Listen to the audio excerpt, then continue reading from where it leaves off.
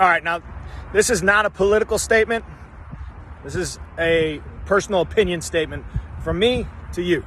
Now, you may not like me, and that's totally fine after this, and I'm okay with that. But I can't sit back and not lay out the basics that people just seem to not give a shit about. Okay, I get it. We got to leave Kabul. Understood. Roger that. We want to get out of there. Understood. We got little to no U.S. military presence. In the grand scheme of things, it's a relatively peaceful city. Okay, now this city has been upside down for thousands of years. Relatively peaceful. 2,500 troops, a few thousand contractors. We actually have American citizens vacationing there. For what? I don't know. So we pull the plug. Okay? But we think it's a great idea to leave billions of dollars of our fighting equipment on the ground. The world's greatest military superpower thinks it's a great idea to leave billions of dollars of fighting equipment that they know is going to make its way into terrorist hands. That's the best you come up with? Bullshit.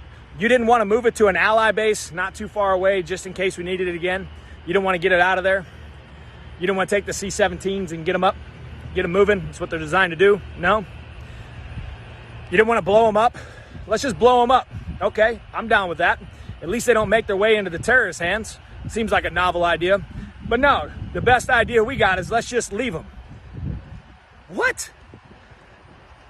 I got one better for that. Better for you than that. You know, let's evacuate the people. Let's take fighting age men and let's evacuate them first. I mean, you saw the image of the first plane. Was that American citizens? I mean, we have these things called visas. We know the American citizens are there. We didn't think it'd be a good idea to get them first. What about the Afghani women and children? You didn't think it'd be a good idea to get the women and children who are going to be the ones who get the shit end of the stick. You didn't think it'd be a good idea to get them? This is what the administration behind closed doors, this is what you guys come up with?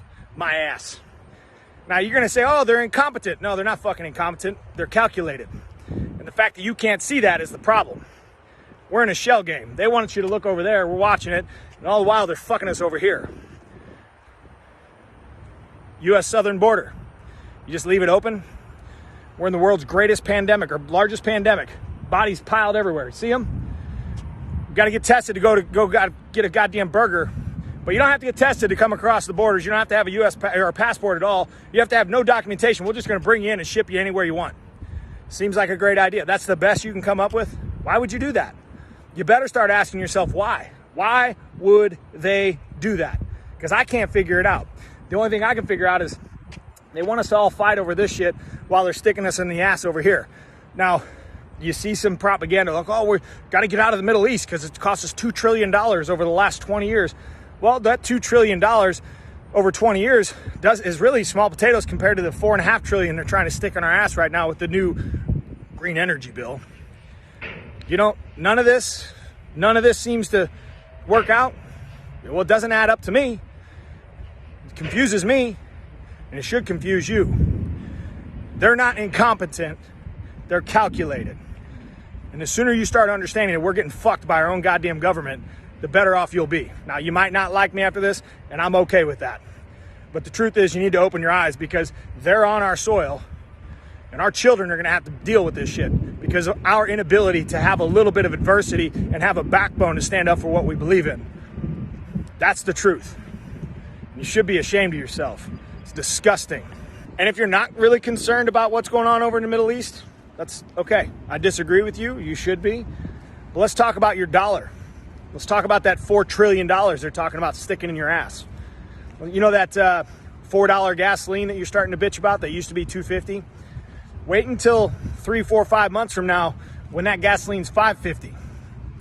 And your $60 a week in gas now costs you $90 a week.